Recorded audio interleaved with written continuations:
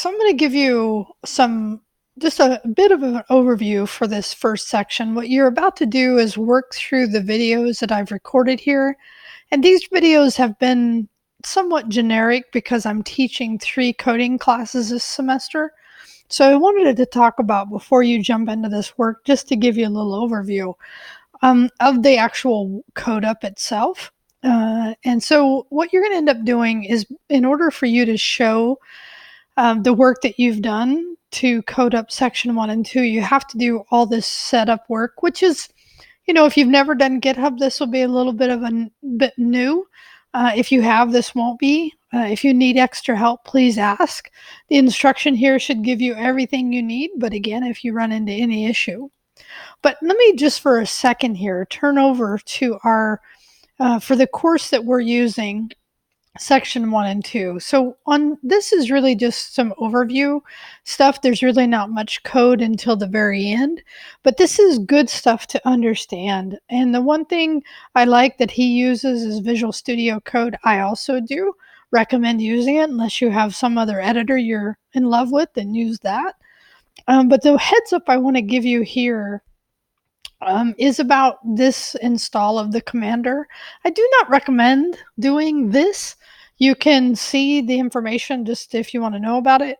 But in general, if you're on Windows, I just recommend using the built-in terminal inside the editor. Let me show you what that is. This is down in here. And actually, in the videos that you're about to watch, I talk about this.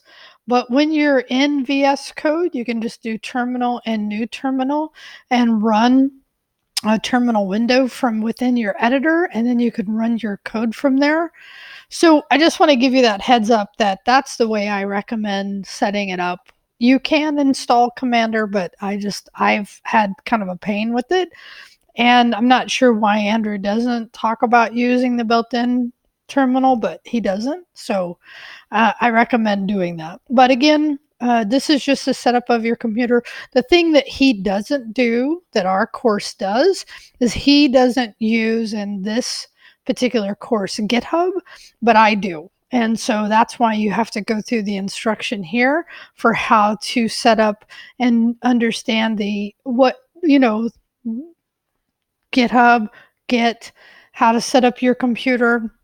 And actually in here, I show you how to install Node.js or just give you the link. He does the same as well, because even though this class is not Node.js, he's using Node in order to teach you some of the fundamental JavaScript stuff. And then eventually we end up moving into the browser in section 7.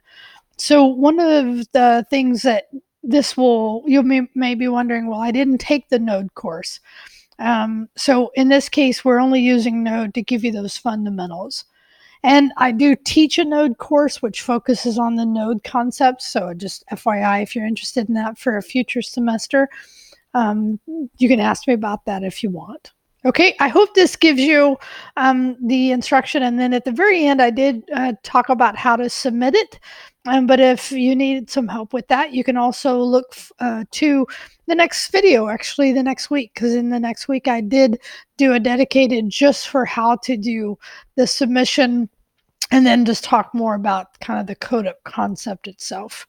Okay, all right, so I hope this video gives you at least some general concepts around for our specific course for this lecture 1. Thanks, talk to you soon.